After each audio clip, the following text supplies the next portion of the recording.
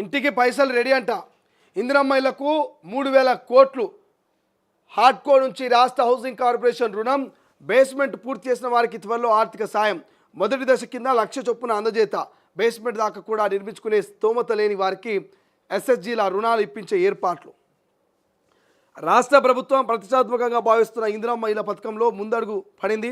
తొలి విడతలో ఇల్లు మంజూరై బేస్మెంట్ వరకు నిర్మించుకున్న లబ్ధిదారులకు అందించే మొదటి దశ ఆర్థిక సహాయానికి అవసరమైన నిధులను ప్రభుత్వం సిద్ధం చేసింది. రాష్ట్ర హౌసింగ్ కార్పొరేషన్ ఇందుకోసం హాడ్కో నుంచి 3,000 కోట్ల రుణాన్ని తీసుకుంది. ప్రస్తుతానికి ఆ నిధులు హాడ్కో దగ్గరే ఉన్నాయట.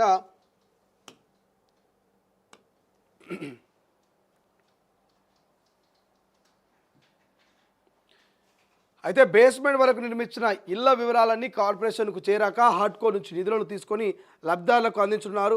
ఇందిరమ్మ ఇళ్ల ఆర్థిక సాయాన్ని నేరుగా లబ్ధిదారుల బ్యాంక్ ఖాతాలను జమ చేసేందుకు రాష్ట్ర ప్రభుత్వం ఏర్పాటు చేసింది. కానీ ప్రతిష్టాత్మక పథకం కావడంతో ప్రత్యేక కార్యక్రమం నిర్వహించి కొందరికి చెక్కులు ఇవ్వాలని, మిగతా వారికి ఖాతాలో జమ చేయాలంటూ నిర్ణయించినట్టు తెలిసింది. మొదటి దశ కింద 1,00,000 చొప్పున ఆర్థిక సాయం అందిస్తారు. క్షేత్రస్థాయిలో వేగంగా పరిశీలనట. సో వేగంగా పరిశీలన. ఒక్క నిమిషం.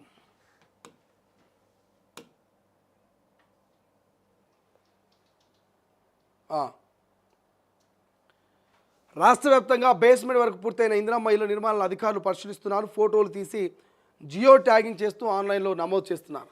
రాష్ట్ర వ్యాప్తంగా ఆదివారం సాయంత్రం వరకు 1,265 ఇళ్ల వివరాలను అప్లోడ్ చేశారు. నిర్మాణం కోసం ఎస్హెచ్జీల రుణమంట. బేస్మెంట్ దశ వరకు కూడా ఇళ్లను నిర్మించుకోలేని పలువురు లబ్ధిదారులకు స్వయం సహాయక సంఘాలు ఎస్జిహెచ్జి ద్వారా ప్రభుత్వ రుణాలను ఇప్పించింది. ఇందుకు సంబంధించి ఖమ్మం జిల్లా పాలేరులో కొందరు లబ్ధిదారులకు రుణం కింద 1,00,000 అందించారు. రాష్ట్ర వ్యాప్తంగా కూడా ఇలా రుణాలు అందేలా చూడాలంటూ హౌసింగ్ కార్పొరేషన్ ఎండి జిల్లాల కలెక్టర్లకు సర్క్యులర్ పంపారు. ఇటీవల జరిగిన అడిషనల్ కలెక్టర్ సమావేశంలో దీనిపై సూచన చేశారు. సెర్ఫ్ సిఇఓకు కూడా ఈ రుణాలు విషయంలో సహకరించాలంటూ లేఖ పంపారు. బేస్మెంట్ పూర్తయ్యాక అందించే ఆర్థిక సాయాన్ని లబ్ధిదారుల ఆమోదంతో ఎస్హెచ్జీలకు తిరిగి చెల్లించనున్నారు. ఇక పిఎంవై రూరల్ కింద రాష్ట్రానికి ఇల్లట. ప్రధానమంత్రి ఆవాస్ యోజన పిఎంఏవై కింద రాష్ట్రానికి ఇళ్లను మంజూరు చేసే అంశంపై చిక్కుముడులు పెడుతున్నట్టుగా తెలిసింది. రాష్ట్ర ప్రభుత్వం ఇందిరమ్మ ఇళ్ల పథకాన్ని కేంద్రం అమలు చేసే పిఎంఏవై పథకాన్ని అనుసంధానం చేసి నిధులు పొందాలంటూ భావించింది. ఇక పిఎంఏవైతో రాష్ట్ర పథకాన్ని అనుసంధానం చేయాలంటే కేంద్రం రూపొందించిన ఆవాస్ ప్లస్ యాప్తో సర్వే చేసి లబ్ధిదారుల వివరాలు పొందుపరచాలి. కానీ రాష్ట్ర ప్రభుత్వం సొంతంగా రూపొందించిన యాప్తో సర్వే చేసి లబ్ధిదారులను ఎంపిక చేసింది. దీంతో ఇళ్ల మంజూరు చేయడానికి కేంద్రం అంగీకరించలేదు. దీనిపై రాష్ట్ర ప్రభుత్వం కేంద్రంలో చర్చలు జరిపిన ఇటీవల వరకు స్పష్టత రాలేదు. తాజాగా కేంద్ర గ్రామీణ అభివృద్ధి శాఖ డిప్యూటీ డైరెక్టర్ రాష్ట్ర హౌసింగ్ కార్పొరేషన్తో పాటు పలు శాఖలతో వీడియో కాన్ఫరెన్స్ నిర్వహించారు. ఈ సందర్భంగా పిఎంఏవై రూరల్ కింద రాష్ట్రానికి ఇల్లును మంజూరు చేయాల్సిన విజ్ఞప్తిపై సానుకూలంగా స్పందించినట్టు తెలిసింది. రాష్ట్రం రూపొందించిన యాప్, అందులో పొందుపరిచిన దరఖాస్తుదారుల వివరాలు, ప్రభుత్వం నిర్వహించిన సర్వే వివరాలన్నింటినీ తమకు సమర్పించాలని సూచించినట్లు సమాచారం. మరోవైపు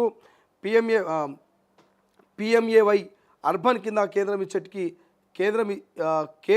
ఇచ్చే ఇప్పటికే రాష్ట్రానికి 1.13 లక్షల ఇళ్లను మంజూరు చేసింది. కేంద్రం రూరల్ స్కీమ్ కింద ఇళ్లకు 72,000, అర్బన్స్ కింద 1.5 లక్షల చొప్పున ఆర్థిక సాయం అందిస్తున్నది. సో అందిస్తున్నది. ఓకే, నిదానంగా ఇళ్ల నిర్మాణాలట. ప్రభుత్వం జనవరి 26న ఇందిరమ్మ ఇల్లు పథకాన్ని ప్రారంభించి రాష్ట్ర వ్యాప్తంగా 71,000 మందిని ఎంపిక చేసింది. వీరిలో 44,616 ఇళ్లకు మంజూరు పత్రాలు అందజేశారు. ఇప్పటి వరకు 13,222 ఇళ్లకు మాత్రమే ముగ్గులు పోయగా మార్కింగ్ చేయగా మరొక 1,250 ఇల్లు బేస్మెంట్ దశను పూర్తి చేసుకున్నాయి. మొత్తానికి రాష్ట్ర వ్యాప్తంగా ఇందిరమ్మ ఇళ్ల నిర్మాణం నిదానంగా సాగుతుందని ప్రభుత్వ వర్గాలు చెబుతున్నాయి. వ్యవసాయ పనులతో మంచి ముహూర్తాలు లేకపోవడంతో పాటు బేస్మెంట్ వరకు కూడా నిర్మించుకునే లబ్ధాలకు ఆర్థిక స్తోమత లేకపోవడం దీనికి కారణమని అధికారులు పరిశీలనలో తేలింది. ఈ నెల 9 తర్వాత నుంచి మంచి ముహూర్తాలు ఉండడం, ఎస్హెచ్జీల ద్వారా రుణాలు ఇప్పించే చర్యలతో ఇళ్ల నిర్మాణం వేగవంతం అవుతుందంటూ అంచనా వేస్తున్నారు. ఎస్హెచ్జీలు. సో ఎస్హెచ్జీల ద్వారా అంటే ఏదైతే బేస్మెంట్ దశ వరకు కూడా ఇల్లు నిర్మించుకునే వరకు లబ్ధిదారులకు స్వయం సహాయక సంఘాలట. స్వయం సహాయక సంఘాల ద్వారా ప్రభుత్వ రుణాలు ఇప్పించనుందట. సో స్వయం సహాయక సంఘాలు ఏమవుతున్నాయో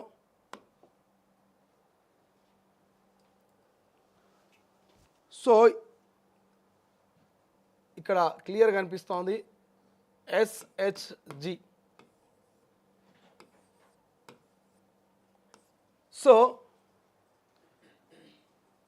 తెలంగాణ రాష్ట్ర వ్యాప్తంగా ఇందిరమ్మ ఇళ్ళకు సంబంధించి మీ అందరికీ తెలుసు 70,000 ఇల్లు మంజూరైనని చెప్పారు.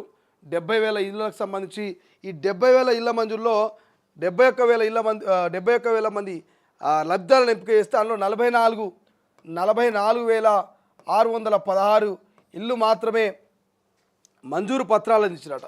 వీటికి మాత్రమే పత్రాలు అందించారు. సో మిగిలిన ఏవైతే 13,222 ఇళ్ళకి మాత్రం ముగ్గు పోసిరట. ముగ్గు పోస్తే 1,250 ఇండ్లు మాత్రం బేస్మెంట్ లెవెల్లో పని పూర్తయిందంట. బేస్మెంట్. సో ఇక్కడ క్లియర్గా మీకు తెలుస్తూ ఉంది. మొత్తం ఓవరాల్గా ఇందిరమ్మ ఇళ్ళకు సంబంధించి 71,000 మందిని ఇందిరమ్మ ఇళ్ళకు ఎంపిక చేస్తే ఈ 71,000 మందిలో 44,616 మందికి మాత్రం ఆ ఇండ్ల పత్రాలు మంజూరు చేసిరట. ఇక్కడ మేము చెప్పుకున్నాం కదా మనం 71,000 మంది 71,000 మంది ఇందిరమ్మ ఇల్లు కనుక వస్తుందా ఇది రైట్ 71,000 మందిని ఇందిరమ్మ ఇళ్ళకు సంబంధించి లబ్ధిదారులుగా ఎంపిక చేస్తే అందులో 44,616 మందికి మాత్రము ఇళ్లకు సంబంధించినటువంటి పత్రాలు అందజేస్తే 13,222 మంది వీళ్ళందరూ కూడా ముగ్గు పోసిరట. 13,000 మంది ముగ్గు పోస్తే ఇందులో 1,250 మంది మాత్రం బేస్మెంట్ లెవెల్లో ఇల్లు కట్టుకురట. అర్థమైందా మీకు ఇక్కడ లెక్క? 70,000 మంది లబ్ధిదారులను ఎంపిక చేస్తే అందులో 44,000 మందికి పత్రాలు ఇస్తే అందులో 13,000 మంది ముగ్గు పోస్తే 1,200 మంది మాత్రమే బేస్మెంట్ కట్టిరట. మరి మిగతా పరిస్థితి ఏందే? 70,000 మందిలో 44,000 మందికి పత్రాలు ఇచ్చుడేంది, అందులో 13,000 మంది ముగ్గు పోసుడేంది, అందులో 1,200 మంది మాత్రమే బేస్మెంట్ కట్టుడేందా అంటే దానికి ఒక లెక్క ఉన్నది. కొంతమంది ముహూర్తాలు బాగాలేవని ఇల్లు కడతలేరట, కొంతమంది బేస్మెంట్ కట్టడానికే పైసలు లేవని ఇల్లు కడతలేరట, ఇంకొంతమందికి పత్రాలు వేయకపోయి వాళ్ళు ఇక ఇల్లు కడతారు. ఇక దీని గురించి క్లియర్గా ఎక్స్ప్లెయిన్ చేసుకుంటే రైట్ ఇక్కడ క్లియర్గా మనం కనుక ఎక్స్ప్లెయిన్ చేసుకున్నట్టయితే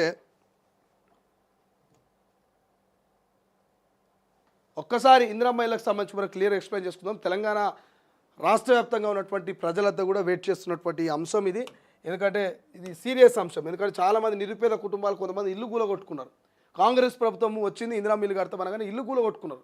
ఉన్న రేకుల షెడ్నో ఉన్న తడకల గుడిసెనో కూలగొట్టుకొని వాళ్ళు ఏం చేయాలో అర్థం కానటువంటి పరిస్థితి. సో ఒక్కసారి ఇందిరమ్మ ఇల్లుకు సంబంధించి మనం డిస్కషన్ చేస్తూ ఉన్నాం.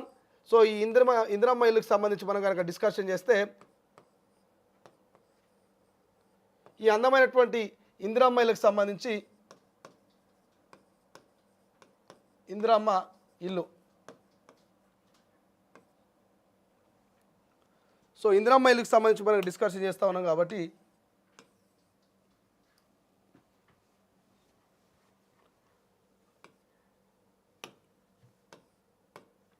సరే ఇందిరమ్మ ఇల్లు ఇది. సో ఇందిరమ్మ ఇల్లుకి సంబంధించి మనం డిస్కషన్ చేస్తూ ఉన్నాం కాబట్టి ఒక్కసారి ఓవరాల్ లెక్కేసుకుంటే మొత్తం 71,000 మందికి 71,000 మందిని ఎంపిక చేసిరు. ఎంపిక 71,000 మంది. ఇక అందులో 46,000 మందికి అంతేనా 44,600 మందికి. సో అందులో 44,600 మందికి పత్రాలు ఇచ్చారు. 44,616 మందికి పత్రాలు ఇచ్చారు రాష్ట్ర ప్రభుత్వం. 616 మందికి పత్రాలు ఇచ్చారు. అంటే ఇంటికి పర్మిషన్ పత్రాలు. ఇందులో 13,222 మంది 13,222 మంది ముగ్గు పోసారు. ఇందిరమ్మ ఇల్లుకు ముగ్గు పోసుకున్నారట. మరి ఇందులో 12,000 అంతేనా 1250 మంది 1250 మంది బేస్మెంట్ వరకు కట్టిరట. బేస్మెంట్. సో క్లియర్గా మీకు ఇక్కడ లెక్క తెలుస్తూ ఉంది. ఇక్కడ క్లియర్గా మీకు ఒక లెక్క కనబడుతూ ఉంది.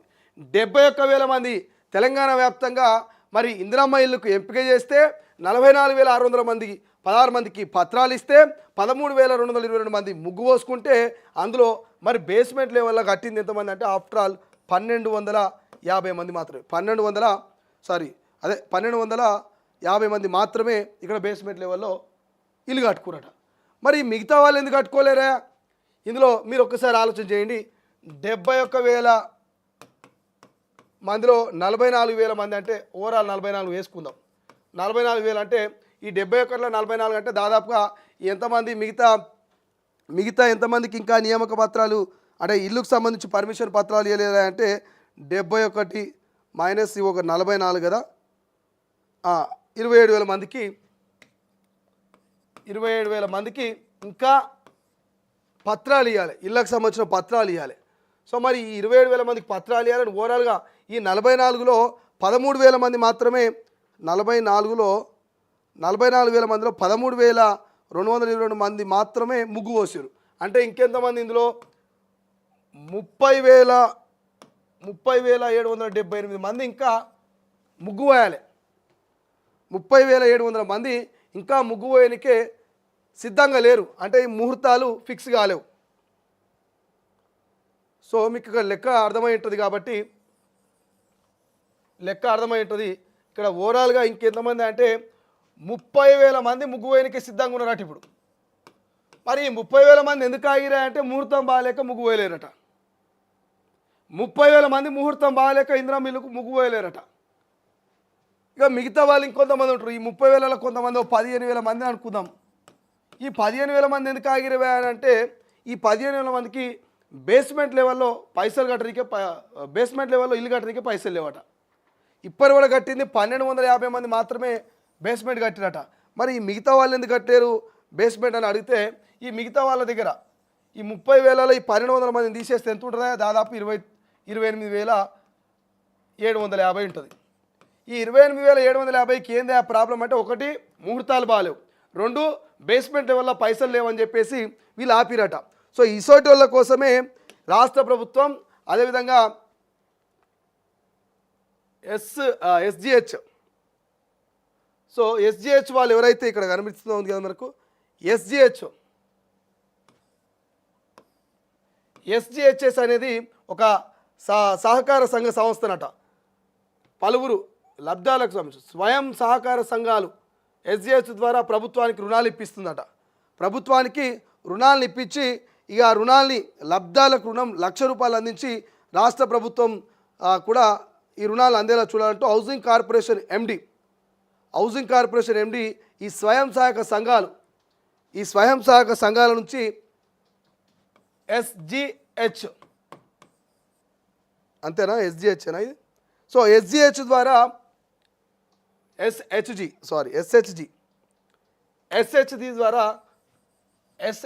ద్వారా ₹1,00,000 ఆర్థిక సాయం చేస్తుందట.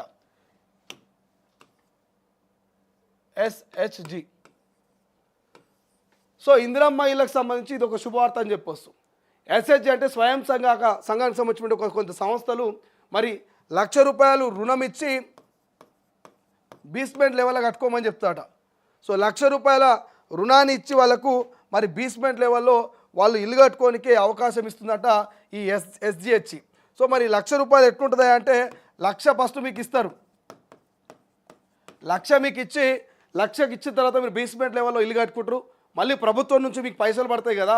ఎప్పుడైతే మీరు ప్రభుత్వం నుంచి పడేటువంటి ఆ పైసలు ఉన్నాయో అప్పుడు ఆ పైసల్ని ఎస్హెచ్జికి సంబంధించి వాళ్ళు మీ అనుమతితోటి లబ్ధిదారుల అనుమతితోటి వాళ్ళ ఖాతాలోకి పంపించుకుంటారు.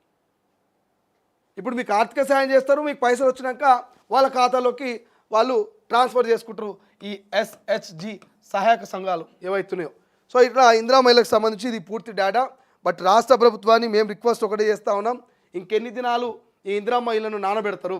ఇంకెన్ని దినాలు రాష్ట్ర వ్యాప్తంగా మీరు ఇందిరమ్మ ఇళ్లను మీరు లబ్ధిదారులకు ఇవ్వరు? ఇప్పటికే కొంతమంది అగో ఇందిరమ్మ ఇల్లు ఇగో ఇందిరమ్మ అని చెప్పేసి ఉన్న పూడు గుడిసెను కూల్చేసుకుర్రు, ఉన్న రేకులన్నీ కూడా పీకేసి వాళ్ళు నిల్వ నీడలేక రోడ్డు మీద పడ్డటువంటి పరిస్థితులు ఉన్నాయి. సో దయచేసి 70,000 ఇల్లు కాదు, మీరు లక్షల్లో ఇల్లు కట్టియాల్సి ఉన్నది ఇందిరమ్మ ఇల్లు కాబట్టి నియోజకవర్గానికి 3,500 పైలట్ ప్రాజెక్ట్ కింద మీరు ఇస్తామన్నారు. నియోజకవర్గానికి 3,500 అంటే 10 నియోజకవర్గాలు ఎన్నైతేవే ఒకసారి ఆలోచన చేయండి. మొత్తం 119 నియోజకవర్గాలకు ఒక్కొక్క నియోజకవర్గానికి 3,500 లెక్క మనం లెక్క చేసుకున్నా కూడా 3,500 ఇంటూ జస్ట్ 119 కాన్స్టిట్యున్సీలు ఎన్నవుతున్నాయి? 4,16,500 ఇండ్లు, 4,16,500 ఇండ్లు కట్టాలి ఇప్పుడు ఈ రాష్ట్ర ప్రభుత్వం. మరి 4 లక్షలు ఎక్కడ మీరు ఇచ్చింది? 4,16,500 ఇండ్లు కట్టాలి. ఒక్కొక్క నియోజకవర్గానికి 3,500 ఇస్తున్నారు మీరు పైలట్ ప్రాజెక్టుగా ఇందిరమ్మ ఇండ్లు.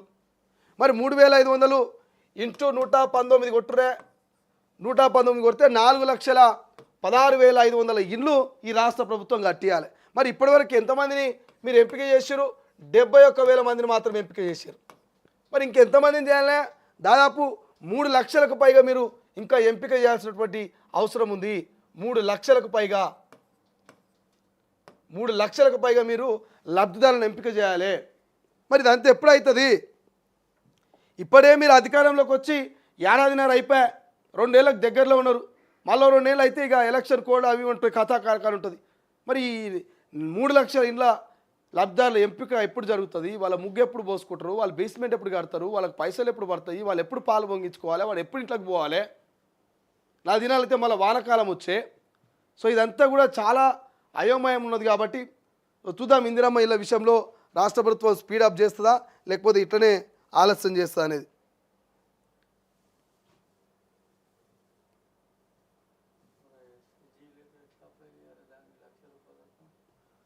అయితే ప్రభుత్వానికి సంబంధించి ఇప్పుడు మనం చెప్పినటువంటి ఏదైతే ఎస్జిహెచ్ ఉన్నదో ఈ ఎస్హెచ్జికి సంబంధించి స్వయం సంఘాలే ఇస్తాయి అన్నమాట.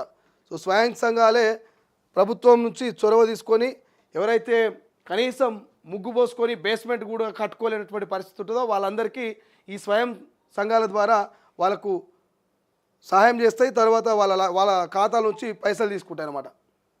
ఇక్కడ బేస్మెంట్ దాకా కూడా నిర్మించుకొని స్తోమత లేని వాళ్ళకు వారికి ఎస్హెచ్జీలు వాళ్ళు సహాయం చేస్తారు, రుణాలు ఇప్పిస్తారు. వాళ్ళే ఇచ్చిన రుణం వాళ్ళు తీసుకుంటారు. ఇప్పుడు ఫర్ ఎగ్జాంపుల్ మీకు ఒకటే చాలామందికి డౌట్ వచ్చి ఉండొచ్చు, మరి ఎట్లనే ఈ ఎస్హెచ్జీలు మనకి ఎట్లా రుణాలు ఇస్తాయంటే, మనం ఒక కార్ తెచ్చుకుందామని బ్యాంకుకి పోతాం, బ్యాంకు మనకు లోన్ ఇస్తుంది. లోన్ ఇచ్చిన తర్వాత మన నుంచి నెల నెల జీతం పడగానే అమౌంట్ ఎట్లా కట్ చేసుకుంటుందో ఇప్పుడు సేమ్ యాస్టీస్గానే మనకు వాళ్ళే బేస్మెంట్ లెవెల్లో కట్టుకోవడానికి ₹1,00,000 రుణం ఇస్తారు. మనం బేస్మెంట్ లెవెల్లో ఆ బేస్మెంట్ కట్టుకోగానే ప్రభుత్వం నుంచి పడేటువంటి ₹1,00,000 ఏవైతుంటాయో అవి డైరెక్టు ఈ ఎస్హెచ్జి వాళ్ళు కట్ చేసుకుంటారు. అది విత్ మన పర్మిషన్ తోటి. అర్థమై ఉంటుంది, సమాజం అయి ఉంటుంది. మనం ఒక ఫోన్ కొంటామా, ఫోన్ కొని నెల నెల ఈఎంఐ పెట్టుకుంటాం. ఈఎంఐ పెట్టుకున్నప్పుడే ఇక్కడ మన బ్యాంక్ అకౌంట్ను వాని ఖాతాకు ఏదో ఫర్ ఎగ్జాంపుల్ మనకి ఎవరో ఎస్బీఐ వీడో ఎవరైనా ఒకటి మనకు లోన్ ఇస్తాడు. ఇప్పుడు ఎస్బీఐకి మనకు లింకప్ అయి ఉంటుంది. మన పర్మిషన్ తీసుకొని వాడు మన బ్యాంక్ ఖాతాకు లింక్ పెట్టుకునేసరికల్లా మన అకౌంట్లో నుంచి శాలరీ కట్ చేసుకోడా నెల కాగానే నువ్వు ఆల్రెడీ అప్రూవల్ ఇస్తావు ఫస్టే. సో నెల కాగానే నీ బ్యాంకులకి వెళ్ళి 5,000 10,000 కట్ అవుతుందా కట్ కాదా. సో యాస్టీస్గా ఇప్పుడు కూడా అంతే. నీ కనీసం ముగ్గు పోసుకొని ఇల్లు కట్టుకోనికే స్తోమత లేదు, కనీసం బేస్మెంట్ లెవెల్లో కట్టుకోనికే స్తోమత లేదు. కాబట్టి మరి ఈ ఎస్హెచ్జి వాళ్ళు మీకు ₹1,00,000 లోన్ ఇస్తారు. బ్యాంకులో మీకు ప్రభుత్వం నుంచి రావాల్సినటువంటి బేస్మెంట్ లెవెల్ పైసలు 1,00,000 పడంగానే వాళ్ళు మీ పర్మిషన్ తోటి ఆ పైసలు కట్ చేసుకుంటారు. ఇక్కడ క్లియర్గా ఎటువంటి ఇబ్బంది లేదు. సో ఆ రకంగా ఇక ఇంటికి పైసలు రెడీ అంటూ ₹3,000 కోట్ల పెడుతున్నట. అది ఎప్పుడేందవుతుంది అనేది చూద్దాం, ముంగల్ దినాన్ని చూద్దాం.